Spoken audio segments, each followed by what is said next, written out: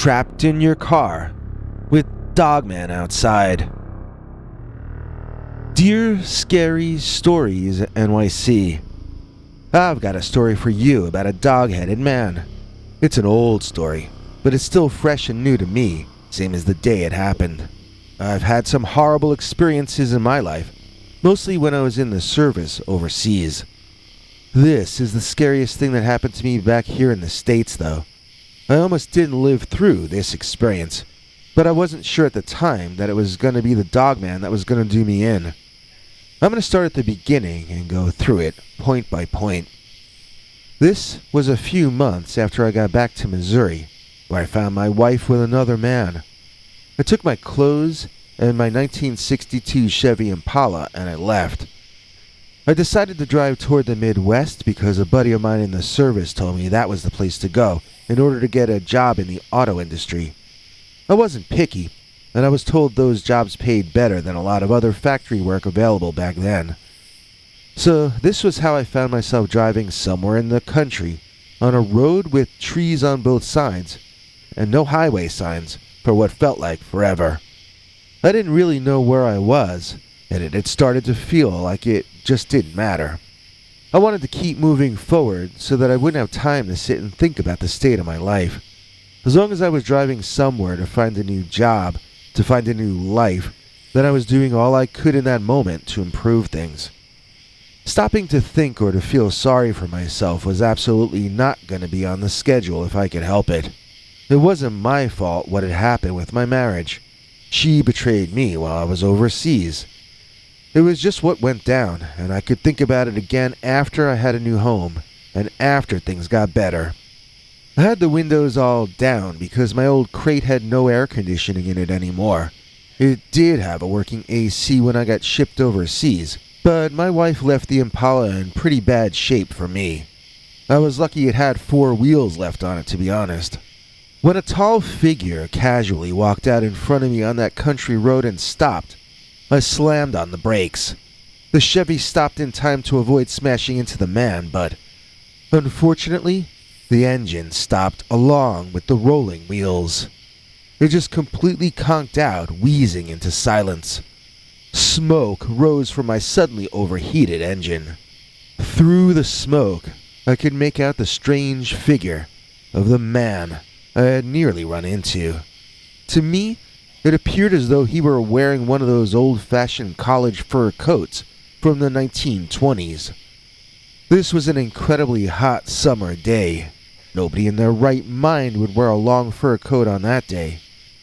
The smoke from my engine obscured the tall, dark man from my view except for a glimpse here and there. Now, I was a fighting man. I was trained in the service, and I wasn't afraid of anybody. When I saw that dark, shadowy figure moving around in front of my wrecked Chevy, though, I felt a deep sense that something was just wrong. Even with all that intense heat, I rolled up my passenger seat window. Then I leaned over and locked the car doors. I still had 3 windows open, the passenger seat window and both of them in the back. I saw the huge figure moving toward my car window, and I started turning the key in the engine. I knew that engine was overheated, but I tell you, in that moment, I felt a kind of fear that was different from anything I had ever felt before. I was more frightened on that country road right here in the USA than I ever had been in the jungle overseas, and that is truly saying something. It was like a supernatural fear, like something otherworldly. Like the enemy could only take my life, but whatever this was, moving through the smoke toward me, it felt like it could take much more from me than that. I felt like it could take my eternal soul. I told this story one time to a couple of buddies of mine years later. We were camping and talking about old times and weird times. I brought up this story, and the 2 of them laughed out loud when I got to the part about my eternal soul. They never knew me to be religious, and that's for a simple reason. I wasn't religious.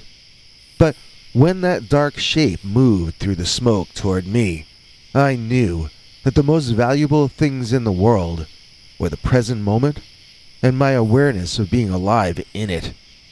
And somehow this thing in the smoke was gonna want to take this from me. I must be talking about my soul.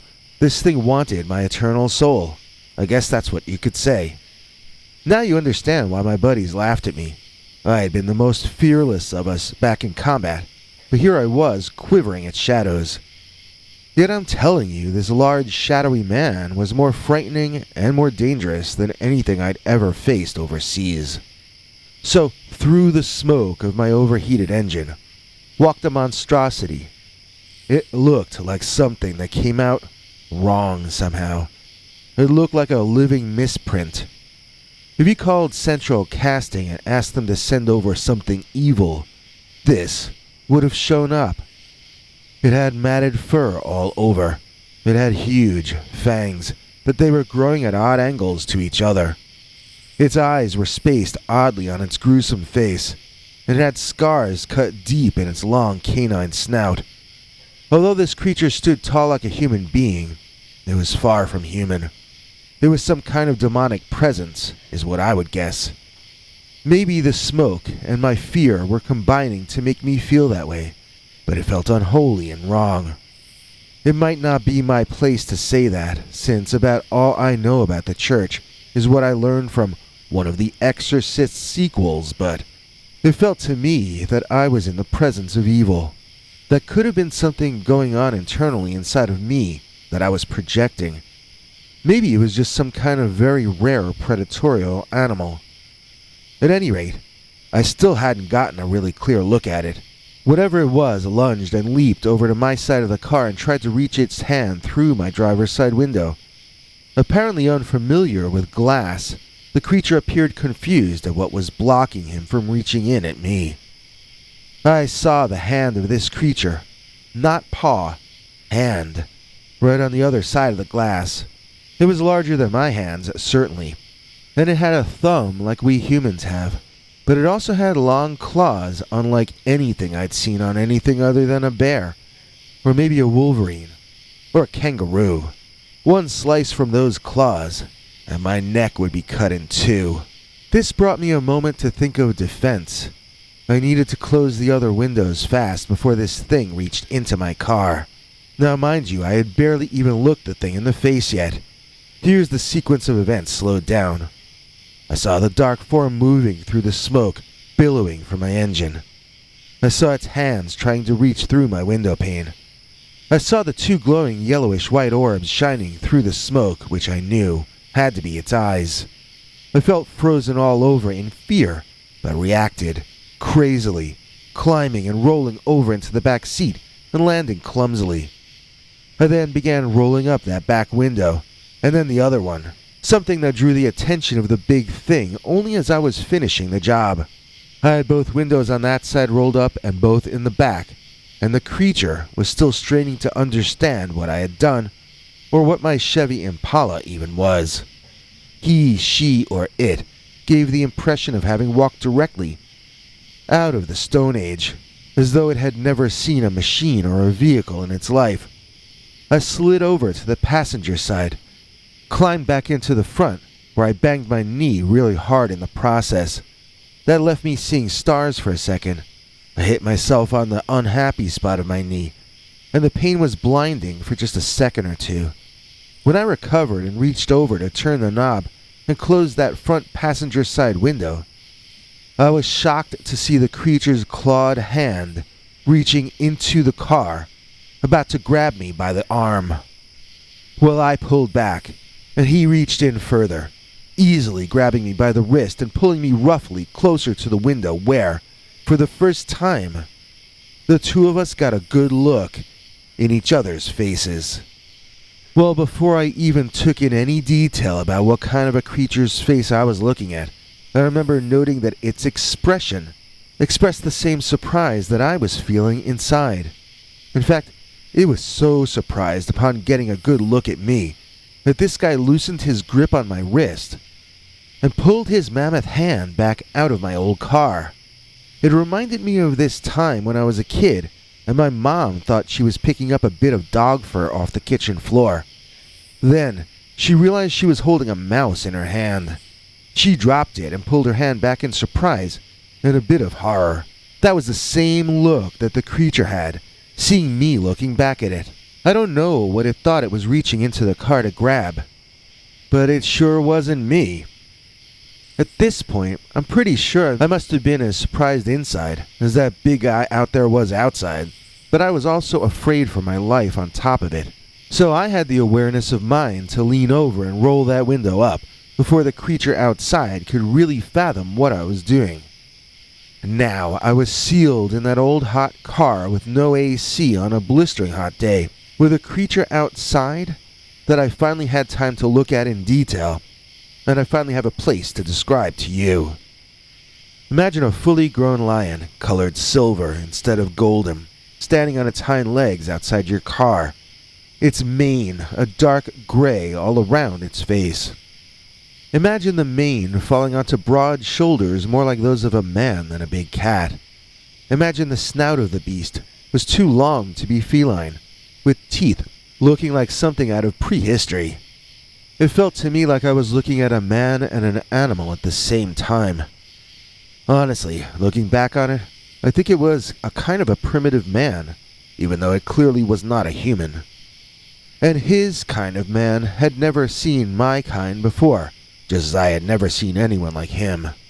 In that moment, when we both stared in confusion at each other, and he pulled his hand back in horror, not sure what I even was, we were two people experiencing the same thing, facing the unknown and the unexpected in the form of each other. Once I got that window rolled shut, however, the creature man outside changed his mind and decided I would make a good meal after all. Suddenly he was offended at the glass partition between us, and he pushed on the glass ineffectually a few times. I have little doubt he had the strength to break my windows, as he was a massive brute. But I don't think he understood that he could, since glass was apparently a new thing in his world. So I wish I could tell you what highway I was on so that I could warn you about it. There was just no traffic that entire afternoon. There was nobody driving by who could even see my situation and report it into the authorities for me. I was literally stalled in my lane on the highway, and my brain was cooking inside that sealed-up car. When the engine stopped smoking, I tried to start the engine, but the 100-degree weather wasn't helping anything, and I had suddenly gone low on water. Normally that's an easy fix, since I got in the habit of carrying jugs of water in the trunk for just such occasions. With that dog-headed beast man circling the car, though, I was trapped inside with no place to go and no way to cool my engine off. I remember how in that heat, every second felt like a minute, and each minute an hour. I had stripped off most of my clothing, but I was still burning up on the hot leather seats. I closed my eyes and prayed that the dog-headed bear man would walk back to wherever he had walked out of. But every time I opened my eyes, he was still right there. Eventually, my attempts at visualizing a solution melted into me imagining getting those jugs of hot water out of the trunk, just to pour them over my own head. I was losing it, while the dogman seemed no worse for the wear. He looked like he was just settling in for the duration, like he was waiting for the egg of my car to crack open and leave him with a nice-sized meal. I was beginning to think his patience might pay off. It seemed crazy to me that I was in that situation. There had to be some way out that I was overlooking. I wished I could have a car phone like my ex-wife's doctor had. I wish there was some way of contacting emergency services from my car lost in the middle of nowhere. These are things we kind of take for granted these days, but back then, I was up the creek without a paddle, as they say. Who knows, maybe this same thing once happened to Steve Jobs, so maybe the Dogman inspired the smartphone. I'm joking, but I practically came up with the concept for it myself when I was stuck there, staring at this big old werewolf man circling me, and waiting for me to emerge from that incredibly hot vehicle. Back when this happened, I didn't know about any wolfman outside of the ones in the movies and on TV. I didn't even see this thing as a werewolf, to be honest. I can't say that I had the energy in that heat to really spend much time trying to categorize it zoologically. Obviously, these days when I tell people the story, I just call it a Dogman, and people have a pretty good idea what I'm talking about right from the start. There were ways in which it was different from the modern interpretation of a Midwestern Dogman, though. For instance, this all happened in the daytime, under the scorching summer sun. This creature did not seem to be nocturnal. It was out there in broad daylight. It was not hiding. It was out in the open. I was scared of it, but I think I was almost as annoyed and exhausted as I was frightened. I never saw him do anything paranormal or supernatural. It wasn't like he turned into a ball of light and floated away or anything like that. He looked like a big animal, and he kept looking like a big animal for the entire experience. It played out like this was an entirely natural encounter, and not like any of the high strangeness kinds of stories that some people tell. This wasn't like a ghost story or an alien visitation. I never felt it was trying to communicate to me telepathically or any of that sort of stuff either. This was just an endurance test. Was the heat gonna fry my brain? Or was the Dogman gonna be the one to finish me off? Well, sadly for the Dogman, but luckily for you and me, a big Winnebago kind of thing pulled up the road from behind me, and that spooked the bipedal ape wolf to run into the woods. I'm not sure if Winnebago is the right word, it just popped into my head. This was like that big vehicle that Billy Batson and Mentor would ride around in when the Shazam show came on TV a few years after this happened. Seeing that I was parked in the middle of the road, the driver parked behind me. Then he and his family of what seemed like 47 children all poured out, surrounding my car and looking inside at me. I opened up and came out, warning the parents that there was some kind of big wolf or something in the woods right nearby. This family didn't care. They feared nothing, and I think that was because they were like a human version of a swarm of locusts. If that daytime Dogman charged them, I think they'd eat him alive like fighter ants before the Dogman was able to cause much damage. Well, together, all 50 or so of us got my old Chevy running again, and I was soon back on the road. As terrifying as the incident was, it was also so bizarre and dreamlike that I quickly put it behind me. I didn't think about it again for decades until I happened upon a story about the Beast of Bray Road in some magazine, and I almost went into shock. It was one thing when I sort of felt like this was my own little weird creature that I had once seen. It was something else entirely when I realized that this creature had a fan following and a book written about him. I had to come back around full circle and accept what had happened to me so long ago. It leaves me to wonder, have the Dogman become nocturnal since those days? The one I saw had no problem being out in the sunlight, but that Dogman seemed unfamiliar with glass and automobiles, which raises another question. Have Dogmen lived side by side with our culture without either of us becoming aware of the other? Have they always been there, but only begun being noticed in the last half-century or so? And if something like this is the case, then where have they been hiding? Are they from underground cavern systems? Are they from some kind of parallel or pocket universe? Where have they come from? And when we look for them, where do they go back to?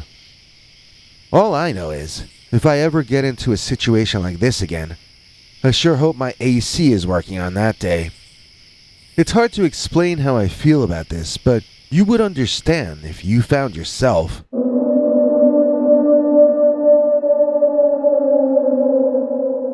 trapped in your car with Dogman outside. Wow, it's great to be back, and that's a yes. We mostly need to thank CS. Please join us in thanking CS for donating enough Joe Rogan dewormer to help me with my little Eastern flu that I hope I'm getting over now. All joking aside, CS really did help with a lot of advice while I was confused and feeling sick. It still feels bad all over, but my head is back to only being as confused as normal, so let's hope we can start to rebuild back toward our regular schedule of shows. As you may or may not know, things on YouTube have gotten pretty dire lately, and the way things are going right now, we're literally losing money by trying to stay online. As my brain slowly comes back together after my bout with the Rona, I'm hoping I can come up with a better business model to keep us afloat. Otherwise, I'm not really sure what to say. If you like what we do and you'd like us to keep on keeping on, then check out what our buddy Henry has to say next. Hank? Thanks, Biggie. And thanks to all of you for watching this far. If you liked it, please click like. If you'd like to see more of our work, please subscribe. And also click that bell icon if you'd like to be notified when we put out a new episode. To become an executive producer, you can donate to us through the thanks button under each of our videos, or through our paypal.me/PeterBernard209 page. To receive cool perks like secret uncensored Dogman episodes far too wild to ever run on this channel, you can become a YouTube channel member by clicking the join button, or join our PayPal subscribers club at peterbernard.com. Joining either at the $3 a month level or above gets you access to our over 25 hours of secret uncensored Dogman stories available nowhere else. Do you have a scary story about Dogman or some other kind of high strangeness that happened to you? Let us know by emailing us at scarystoriesnyc@gmail.com or by leaving us a voicemail message at 804-LA-SCARY. You may need to call back on that when it cuts off after I think 3 minutes. And if you don't want to do any of that stuff, thank you for simply watching to the end. Good night, and have a scary tomorrow.